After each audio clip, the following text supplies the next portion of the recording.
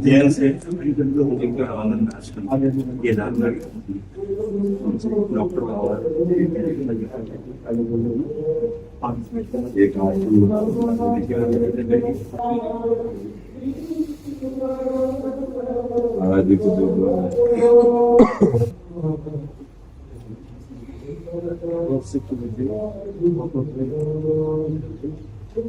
एक एक माला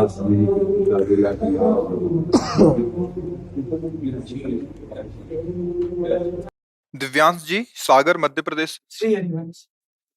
गुरुदेव, आपके चरणों में कोटि कोटि प्रणाम। गुरुदेव, मेरा प्रश्न है, विद्या अध्ययन का संपूर्ण समय भजन करने में व्यतीत हो जाता है और आवश्यक होते हुए भी बिल्कुल पढ़ाई नहीं हो पाती। ऐसा गलत बातें है, बेकार बात करते हैं। विद्या अध्ययन क्या भजन नहीं है क्या? फिर प्रमाद स्थिति में 24 घंटे आप भजन में रहते हैं। फिर गलत प्रश्न मत करो। इससे क्या है, फिर भक्ति पे अश्रद्धा होती लोगों की। अगर हमारे बच्चे भक्ति करेंगे तो वो मूर्ख हो जाएंगे, पढ़ेंगे नहीं, ऐसा नहीं बोलते। 24 घंटे हैं, 8 घंटे आप सो लीजिए। कितने घंटे बचे? 16 घंटे बचे। आप 12 घंटे पढ़ाई कीजिए। कितने बचे? 4 घंटे। 4 घंटे घर परिवार की सेवा करते हुए राधा राधा बोलिए, क्या चला जाएगा? बेवकूफी अगर हम धारण करें तो कोई बात ही नहीं। भजन का मतलब ऐसा थोड़ी है कि वो मूर्ख होता है, वो क्रिया कोई कर्म नहीं करता है, वो एकदम पागल, संसार से बेकार। ऐसा जो साबित किया जाता है ना कि बाबा जी वही बनते हैं, भजन वही करते हैं जो मूर्ख होते हैं, जिनके काम धंधा नहीं होता। राज दरबारों के चक्रवर्ती सम्राट पदों को छोड़कर भगवान के मार्ग में चले। बड़े बड़े यहाँ नए नए बच्चे जो बड़े बड़े अधिकारी पद में सब छोड़कर बाबा जी बने। ऐसा थोड़ी है कि पढ़ाई लिखाई वो सब, ये एक प्रेम का मार्ग, वो वैराग्य की स्थिति का मार्ग है। घर गृहस्थी में रहते हुए बहुत सुंदर भजन हो सकता है। आप सोचो, आप टीवी देखने में, गंदे बच्चों के संग में, गंदी क्रीड़ाओं में जो समय खर्चा करते हैं, वो साधना में खर्चा कर दीजिए। आप एक बहुत अच्छे मनुष्य, बहुत अच्छे एक समाज सेवक, बहुत अच्छे एक भक्त बन जाएंगे। अगर हम ऐसा साबित करेंगे कि हमसे पढ़ाई नहीं होती, तो ऐसी बात। आप क्या समझते हो हम पढ़ते नहीं? आज भी पढ़ते हैं। जो हमारे गुरु ग्रंथ हैं, जो हमारे वाणियां हैं, जैसे एक विद्यार्थी जीवन, हमारा आज भी विद्यार्थी जीवन ही है, बचपन से लगे, पर आज भी हम एक साधक है, एक विद्यार्थी हैं। सुबह से उठना, अपने कर्तव्य का पालन करते हुए भजन करना, शास्त्रों का। अब हमारे शास्त्र अलग है, तुम्हारे शास्त्र अलग है तो विद्या ही है, तो भगवान का ही रचा हुआ, तो उसे भगवान का भजन मान करके पढ़िए। और उसको ये थोड़ी कि पढ़ाई में ऐसे प्रमाण नहीं। भजन करोगे, पढ़ाई पढ़ोगे तो बहुत अच्छे विद्यार्थी बनोगे, क्योंकि भजन करने से पवित्रता आएगी। आप ब्रह्मचर्य से रहोगे, आप जितेंद्रीय रहोगे, तो आप समाज में अपने आप चमकोगे।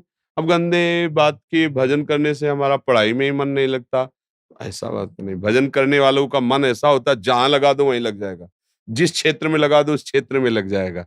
भजन करते हुए अर्जुन युद्ध कर रहे हैं ना, तो फिर ऐसी बात क्यों सोचते हो? देखो, गलत बात सोचोगे तो तुम्हारे प्रश्न का तुम्हारे ऊपर कुप्रभाव पड़ेगा, क्योंकि तुम्हारी सोच गलत है ना।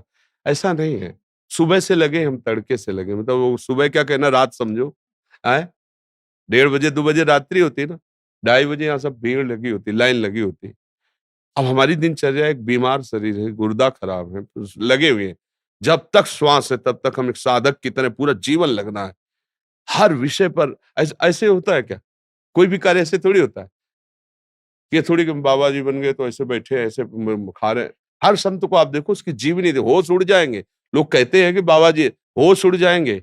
यहाँ नींद नींद नहीं, यहाँ भूख भूख नहीं, यहाँ जीवन जीवन नहीं, मिट्टी में मिला करके तब गुलजार होता है जीवन, तब जाकर भगवत राज्य में प्रवेश पाता है। तो ये तो साधारण विद्या है, लौकिक विद्या है। इसको पढ़ते हुए क्या हमें परेशानी होती है?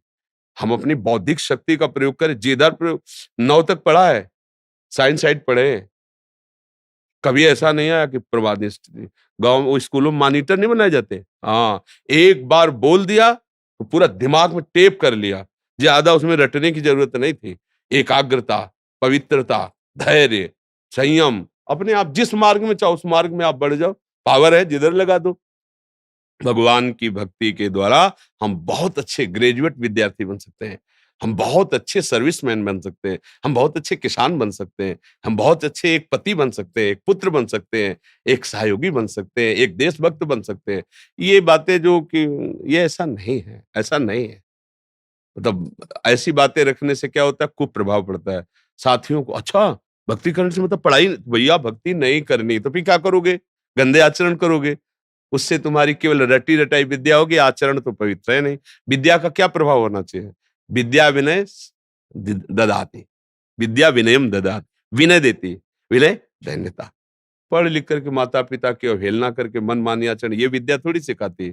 तो इसका मतलब अविद्या ही है जिसे तुम विद्या समझ रहे हो। जब नाम जप करते हुए विद्या पढ़ोगे तब वास्तविक विद्या होगी। सबको प्रणाम करना, सबसे नम्र व्यवहार, छल कपट नहीं, जब तक ज्ञान हो ब्रह्मचर्य से रहो। देखो परिणाम कैसा, जीवन मंगलमय होगा। समझ रहे ना?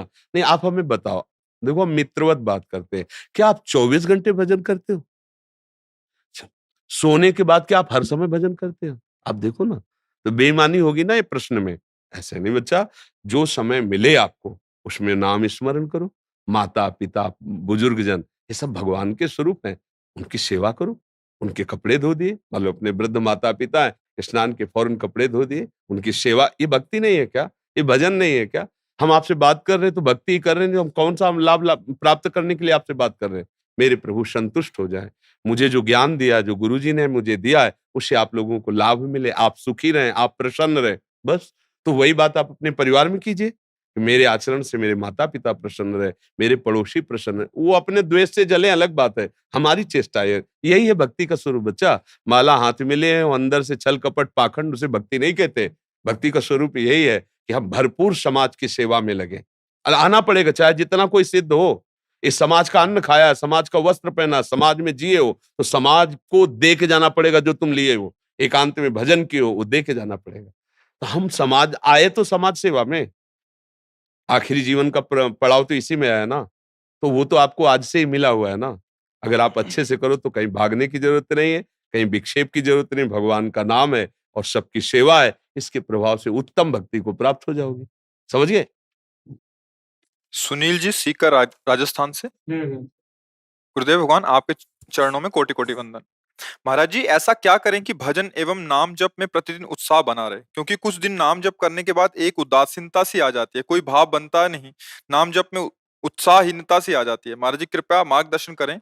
देखो, खान-पान का प्रभाव पड़ता है और आचरण का प्रभाव पड़ता है। हम नाम जप भी कर रहे हैं, कुछ गंदे आचरण भी हो रहे हैं, जो नहीं होने चाहिए। नाम जप भी कर रहे हैं, जो नहीं खाना चाहिए वो हम खा भी रहे हैं, तो नाम जप में उत्साह नहीं बनेगा। थोड़ा होगा, डाउन हो जाएगा। 3 गुण हैं, सतोगुण, रजोगुण, तमोगुण। जब हमारा भोजन सात्विक होगा, हमारी क्रियाएँ सात्विक होंगी, हमारा विचार सात्विक होगा, तो भजन हमारा बढ़ेगा। और जहाँ रजोगुण आया तो भोग इच्छा, तमोगुण आया तो निद्रा, प्रमाद, हिंसा आदि स्थितियां मन में आने लगती हैं। तो इन गुणों के प्रभाव से भजन रुकता है और भोजन और आचरण के प्रभाव से भजन रुकता है।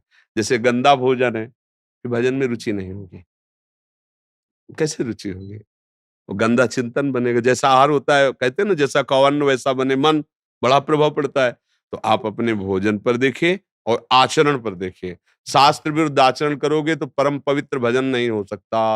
आप कोशिश भी करोगे तो नहीं चलेगा, क्योंकि भजन भगवान का परम पावन नाम है ना। तो पवित्र आचरण, पवित्र भोजन, तो आप देख लो फिर भजन में रुचि बढ़ने लगेगी।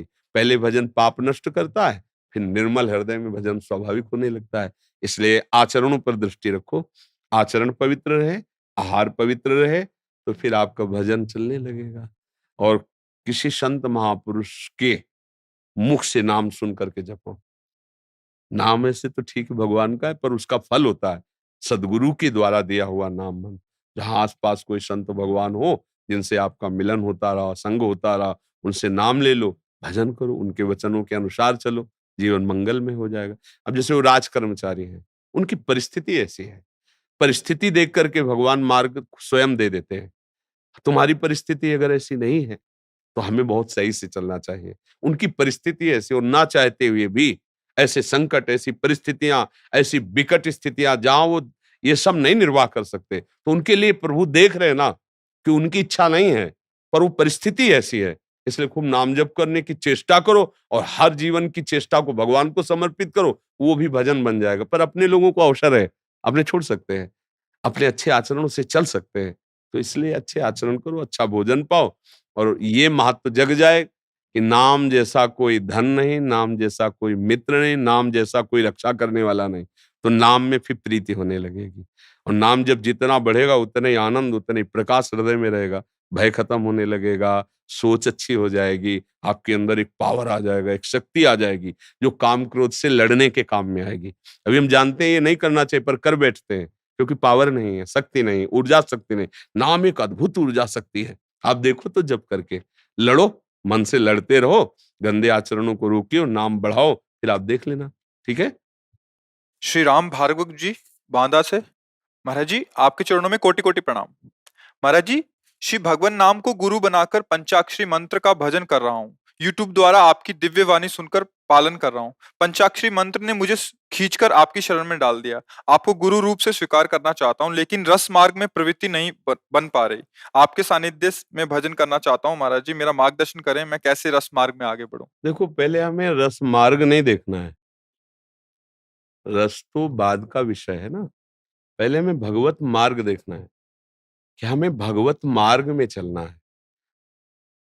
हमारा मन विषयों की आकांक्षा से रहित हो जाए, हमारे अंदर कोई पापाचरण न रह जाए, हम पवित्र भाव से निरंतर अपने आराध्य देव के चिंतन में मगन हो। पहले हमारा लक्ष्य ये होना चाहिए। देखो, अगर एक छोटा सा विद्यार्थी, उसके सामने पीएचडी की बात रखी जाएगी तो घबरा जाएगा, क्योंकि ना उस विषय को जानता है, ना उसकी योग्यता है। अब इस रस की बात तुम्हारे सामने आएगी तो तुम कहोगे मुझे अरुचि है, क्योंकि परिचय नहीं। बिनु जाने न होए प्रतीति, बिनु प्रतीत होए नहीं प्रीति। समझ में आ रहा ना? जैसे कोई गुड़ का स्वाद ले रहा है, और वो समझता है इससे ज्यादा मीठा कुछ नहीं है, लेकिन जब उसको और अच्छी मिठाइयां मिलेंगी तो गुड़ का स्वाद फीका लगने लगेगा ना। लेकिन अपने जब भगवत स्वाद ही नहीं लिया, अभी ना नाम का स्वाद है, ना रूप का स्वाद है, ना प्रभु की दिव्यता का अनुभव, तो हम रस की तरफ क्यों सोचे? हम तो पहले ये सोचे ना कि अब हमारी पढ़ाई क्या है, इस समय हमें वर्तमान में कौन से क्लास में हमें प्रवेश करना है। तो हमारा पहला कार्य है, भगवान की जो मांग है, हमारे शरीर से गंदे आचरण नहीं होंगे। अय मन तू चाहे जितना जला ले, अब तेरे अनुसार कार्य नहीं करूंगा। गुरु के वचन, गुरु वाणी के अनुसार, शास्त्र के अनुसार चलूंगा। तू चाहे मुझे मार दे, मैं तेरी बात नहीं मानूंगा। इतनी अगर हिम्मत कर लो तो आप लाइन पे आ गए, मतलब लाइन में हमारे मार्ग में आ गए। अब मैं निरंतर भगवत भजन करने का अभ्यास करूंगा प्रभु के बल से। मेरे में बल नहीं, अहंकार युक्त फिर ये चेष्टा हो जाएगी। मेरे में बल नहीं, मुझे गुरु कृपा का बल है, मुझे उनके आदेश का बल है। अब मैं निरंतर अभ्यास करूंगा नाम जपने का। अब इस पे उतरो। जब नाम कृपा करेगा तो अंदर रस का स्वाद पैदा करेगा। फिर हालत जो होगी ना, वो वाणी से वर्णन नहीं की जा सकती। जो आनंद की दशा होती है, जो एक मस्ती आती है, जिसे वास्तविक मस्ती कहते हैं, फिर पूछेंगे हम आपसे, आपको कि आप क्या हालचाल है, तब आप कहोगे वो जो बोल रहे थे बच्चापन की बात थी, अब तो बस जिया नहीं जा रहा। शब्द ही आएगा कि पिया के बिना जिया नहीं जा रहा। तो इसलिए एक प्रश्न, 20 साल पहले एक बहुत बड़ा संकट आया था, तब हमने सुना था कि नाम में बल होता है, तो उस वजह से केवल नाम का सहारा लेकर के 20 साल से लगातार नाम करता रहा। लेकिन जैसे आगे बढ़ता हूं, जैसे ये काम वासना पटक देती है। ये हमने कई बार सत्संग में बताया है कि देखो, ये काम वासना 1, 2, 4 जन्म की होती तो जल्दी निपट जाती। ये हजारों जन्मों की, जितने हमारे जन्म हुए इसी से जन्म हुए, और इस शरीर की रचना भी काम से ही हुई है। ध्यान से देखिए, इस शरीर की रचना भी काम से हुई। इसमें काम के परमाणु बहुत हैं, और मन का सुखद स्थान भोग ही रहा है। अब हम जब नाम जप करते हैं तो पावर बढ़ता है नाम जप से, और ये दुष्ट स्वभाव वाला मन उस पावर को लेकर के फिर गंदगी में उतरना चाहता है। अब आप रोकने की चेष्टा करें। ये आपको जलाएगा, ये आपको विवश करेगा। बस उतनी जलन सह गए तो मटकी रस रखने लायक हो जाएगी। कच्ची मटकी बनी है, और अगर उसे आवे में ना जलाया जाए तो वो रस रखने लायक नहीं होगी। पक्की समझो, अगर काम क्रोधादि के द्वारा दी हुई जलन को सह गए तो तुम भगवद रस पाने के अधिकारी हो जाओगे।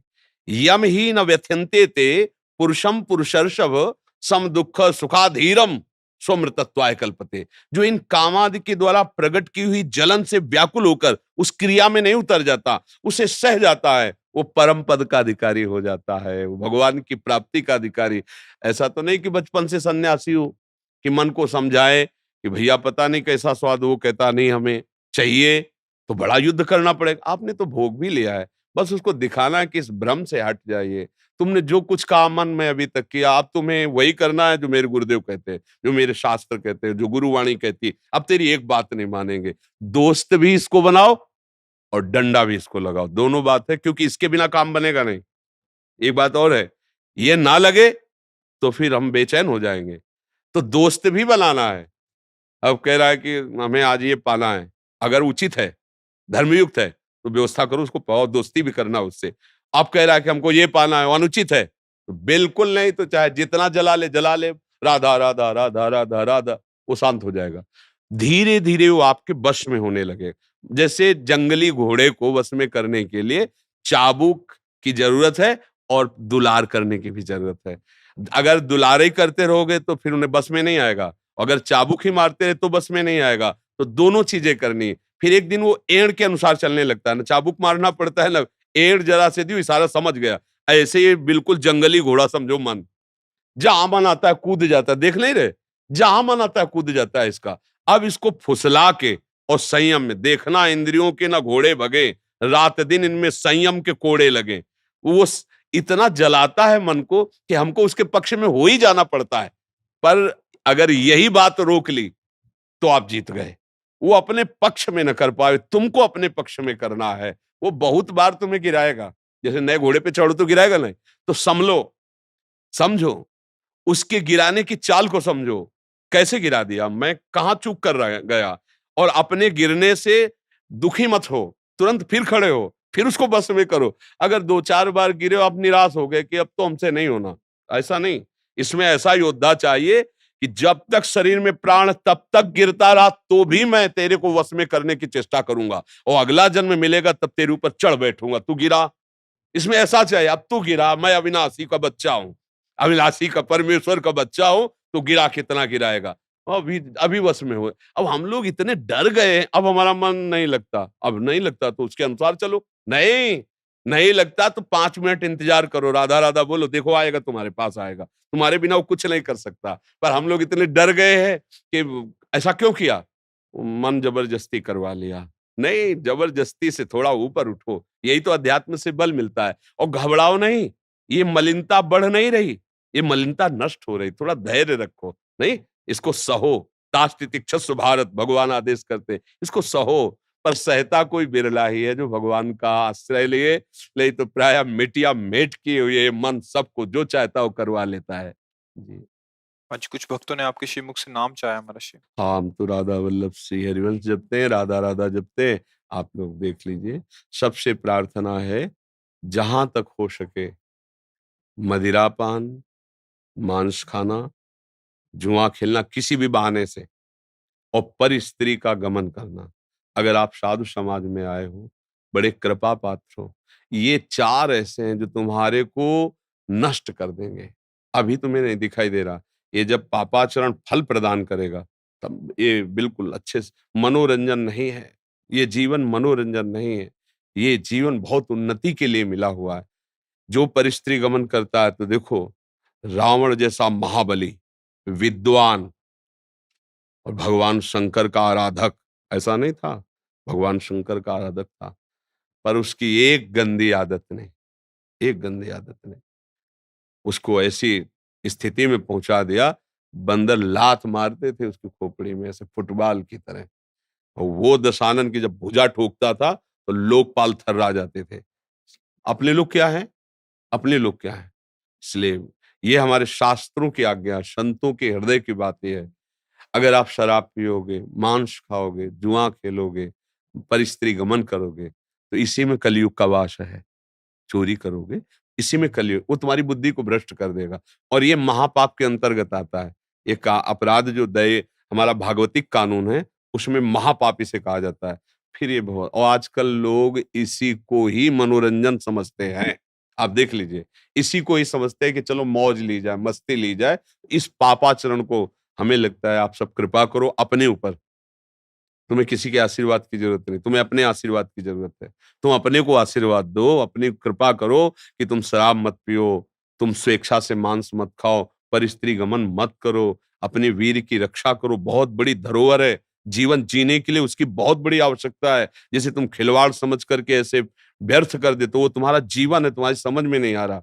स्मृति शक्ति बढ़ जाना, शरीर में हर समय स्फूर्ति रहना, हर संकल्प का दृढ़ हो, ये वीर से होता है जो आज हम उसको high blood pressure, low blood pressure, sugar, ये वो किस लिए हो रहा है? अगर आपका ब्रह्मचर्य ठीक हो तो आप देखो ना, जैसे आग में चला जाता है ऐसे पैर पड़ेंगे अगर ब्रह्मचर्य ठीक है आपका। कोई भी रोग, कोई भी शोक आपको परास्त, एक हाई पावर होता है। आज के बच्चे समझ ही नहीं रहे। नाना प्रकार की ऐसी कुचेष्टाएं सीख करके वो अपने आप का नाश करते हैं। कैसे भजन होगा? इसलिए सावधान, सब लोग सावधान। कोई भी ऐसी आदत मत रखो जिसका परिणाम आपको ऐसा आ जाए कि आप सोचने लायक न रह जाओ। ध्यान रखना, हम बहुत सोच समझ के कह रहे हैं। जब विपत्ति आती है तो सब सोच खत्म हो जाती है। जब विपत्ति आती है कोई सहयोगी नहीं मिलता है। जब कर्म का भोग आता है तो केवल छाती जलती है और आगे एक बार शोक ही शोक नजर आता है। ऐसा लगता है कि मर जाऊं, अब कोई रास्ता नहीं है। तुम मरने से क्या हम तुम बच जाओगे क्या? घोर पापाचरण फिर बन गया, आत्महत्या जैसा पाप फिर भोगो। इसलिए बहुत सावधान, नाम जप करो, सावधानी से चलो, भगवान के आश्रय में रहोगे तो माया तुम्हारी बुद्धि को भ्रष्ट नहीं कर पाएगी, कलयुग तुम्हें नष्ट नहीं कर पाएगा। ये युग जो है ना, इसका स्वभाव है धर्माचरण में लगा देना। इस समय का जो राजा कलयुग है, इसका स्वभाव है भ्रष्टाचरण में लगा देना, क्योंकि इसका वादा है ब्रह्मा जी से कि हमारे युग में अधिकतर नरक ही जाएंगे, तुम चिंता मत करो। तो उसका आचरण यही होता है। आप देखो ना, छल कपट पाखंड बेविचार सब छाया भाग रहा है, हर व्यक्ति के दिमाग में बैठ रहा है मुझे धन चाहिए। कैसे चाहिए? जैसे भी शरीरधारी के अंदर केवल एक वासना है, धन चाहिए, मुझे सुख चाहिए, भोग चाहिए, और वो है भगवान के चरणों में ये कोई मानने के लिए तैयार नहीं। और सब भोग रहे हैं, सब दुखी हो रहे हैं, अशांत हो रहे हैं। अच्छा, कितने दिन शरीर रहेगा? एक दिन तो जाएगा ना, फिर क्या तुम्हारे साथ रहेगा? ये कोई विचार ही नहीं कर पा रहा है। उसको मारो, उसका धन छीन लो, उससे व्यभिचार कर लो, उसको लूट लो, ये कोई सुख है? कितना गंदा आचरण हमारे द्वारा हो रहा है। हम समाज के लिए कितना भारी बोझ बन रहे हैं। नए-नए बच्चे ऐसे कुमार्गगामी होते जा रहे हैं, जिस समय उनको अपनी नींव बनानी है उन्नति के लिए, वो पतन की नींव बनाते चले जा रहे हैं। आपस में एक दूसरे को समझाओ। मित्र वही है जो कुमार्ग से हटा करके अपने मित्रों को सन्मार्ग में चलाए। नाम जप करो और सब सुखी रहो, सब आनंदित रहो। ये मनुष्य जीवन मिला है, कोई पशु जीवन नहीं मिला है, आनंदित होने के मिला है। भगवान ने हमको ये जीवन ऐसा दिया जिसके लिए देवता भी ललचाते हैं। पर हम तो राक्षसों से भी बुरा काम कर बैठते हैं। आप देखो समाचार देखो, संसार की देखो बातें, कैसी-कैसी बुद्धि भ्रष्ट हो जाती है। अपने पूज्य माता-पिता की हत्या कर देते हैं। अपने द्वारा पालित जनों को नुकसान ये क्या बुद्धि हो रही है? इसलिए सब सावधान रहो, नाम जप करो।